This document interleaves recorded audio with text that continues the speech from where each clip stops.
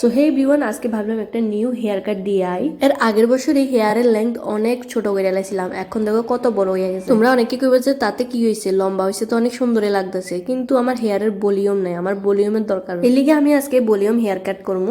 তো চলো আজকে এই লম্বা চুলে সর্বনাশ করে আই। দাঁড়াও যাওয়ার আগে আমার টি শার্টটা চেঞ্জ করে লই, কিন্তু আজকে সর্বনাশ তো আমার হাজবেন্ডের শার্টের উপরেই করবো।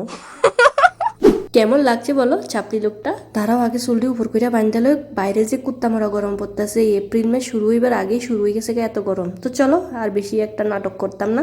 তো আমি প্রত্যেকবারের মতনে এবারও হেয়ার কাট করতাম চলে আইছি he and she professional family স্যালনে। হেয়ার কাট করবার আগে তোমরা একবার দেখে নাও আমার হেয়ারের কতটা ভলিউম নষ্ট হয়ে গেছে গা, যার কারণে আমি এখন ভলিউমের লেগে কাটটা দুমু। তার সাথে সাথে হেয়ারে যে কালার করেছিলাম এটিও একদম ডিসকালার হয়ে গেছে গা। যাই হোক, এখন আমি শুধু ওখানে হেয়ার কাট করবো, বাকিটা আমি পরে দেখে আলমু আরেক সময়। এই স্যালনের যে মালিকটারে দেখতে পাইতেছো, এই রয়েছে আমার এক প্রকারের দেওর, ঠিক আছে? কেউ যদি পছন্দ করে থাকো কোনো মেয়ে, তাইলে অবশ্যই আমার মেসেঞ্জারে নক করো। অন্য কিছু কিন্তু চিন্তা ভাবনা করার কোনো দরকার নাই, ডাইরেক্ট কিন্তু বিয়ের প্রস্তাবে যাইবো। কারণ আমার দেওর আছে না একদম বিয়ের উপযুক্ত হয়ে গেছে গা, কিন্তু কোনো মেয়ের সাথেও প্রেম করতেছে না, যার কারণে আমরা লাস্ট অপশন এইটাই আসিল বাকি। বাই দা ওয়ে, আমার এই নিউ লুকটা তোমার কাছে কেমন লাগছে অবশ্যই কমেন্ট করে জানাইও, নাহলে আমি বুঝবো কেমনে।